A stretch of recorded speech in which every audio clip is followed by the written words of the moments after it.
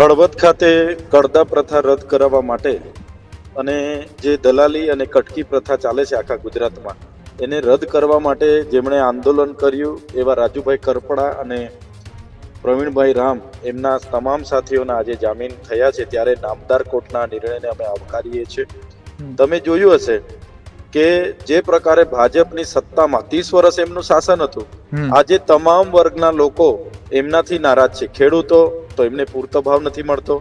આજે શિક્ષણમાં વિદ્યાર્થીઓને પૂરતા સરકારી શાળાઓ બંધ થતી જાય છે, તો જે લોકો ભણી ગણીને આગળ આવે છે એમને રોજગાર નથી મળતો. આજે દરેક વર્ગના લોકો, એ કર્મચારી હોય, બધા જ લોકો સરકાર સામે અણગમો છે, બધા જ લોકો આંદોલનો કરે છે. ત્યારે સરકાર પોલીસને જાણે પોતાની ખિસ્સામાં લઈને ફરતી હોય એ પ્રકારે પોલીસને એમના નેતાઓ આદેશ કરે છે. ગૃહમંત્રીના આદેશથી ત્યાં ખેડૂતો પર લાઠીચાર્જ થયો અને ખોટી એફઆઈઆર થઈ, અને એ એફઆઈઆરમાં 85 જેટલા ખેડૂત અને આગેવાનો સહિતના લોકોને જેલમાં રહેવું પડ્યું, અને 100 દિવસથી પણ વધારે રાજુ કરપડા અને પ્રવીણ રામને જેલમાં રહેવું પડ્યું.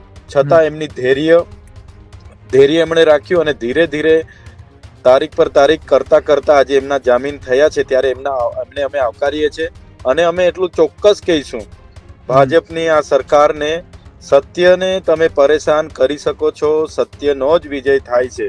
આજે સત્યનો વિજય થયો છે. આમ આદમી પાર્ટીનો હરેક કાર્યકર, હરેક આગેવાન ગુજરાતની જનતાના ન્યાય માટે લડે છે.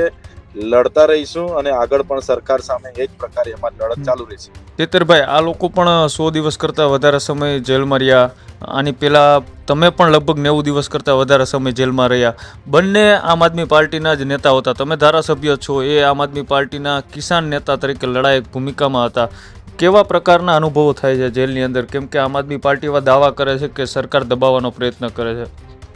ચોક્કસ સરકાર દબાવવા એના માટે તો જેલ કરે છે, એના માટે ખોટી એફઆઈઆર કરે છે. એમણે તો આ ખેડૂતોની માંગણી સ્વીકારી લેવી જોઈએ, એમણે આપી દેવું જોઈએ. એની જગ્યાએ એમણે પોલીસને મોકલીને લાઠીચાર્જ કરવા માટેની શું જરૂર પડી?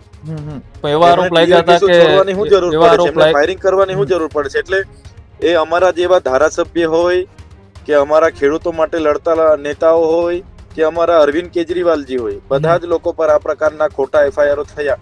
હમણાં 5 દિવસ પહેલા જે કેસમાં અરવિંદ કેજરીવાલ સમેત આમ આદમી પાર્ટીના મહત્વના 6 નેતાઓને જેલમાં રાખવામાં આવ્યા, એ કેસમાં એ લોકો નિર્દોષ જાહેર થયા.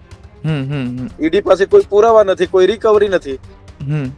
એક મુખ્યમંત્રીને 6 મહિના સુધી જેલમાં રહેવું પડે ને જેમાં એક પુરાવો ના મળે, એક રિકવરી ના મળે, તો આ શું દર્શાવે છે? આ ભાજપની તાનાશાહી દર્શાવે છે.